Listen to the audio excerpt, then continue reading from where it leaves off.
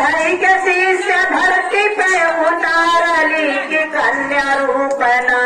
धई के आंगना बहारली की कन्या रूपना धई के आंगना बहारली की कन्या रूपना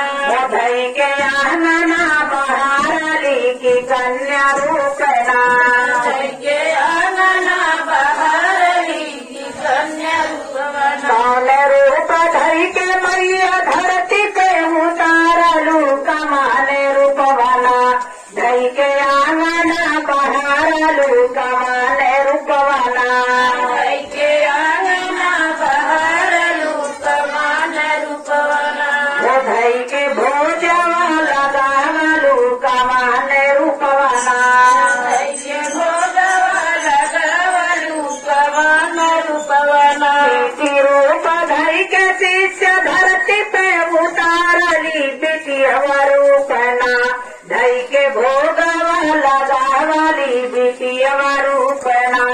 धई के भोगवा लगावली बिटियवा रूपवाना धई के भोगवा लगावली बिटियवा रूपना धई के भोगवा लगावली बिटियवा रूपवाना हे बिटियवा रूपना हो बिटियवा रूपना हो बिटियवा रूपना धई के भोगवा लगावली बिटियवा रूपना धई के भोगवा लगावली बिटियवा रूपवाना कौन रूप धई के मैया धरती पे उतारलू कमान रूपना हे कमान रूपना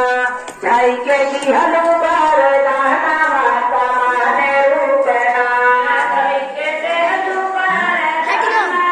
कमान रूपवाना धई के दिहलू बरदाना कमान रूपना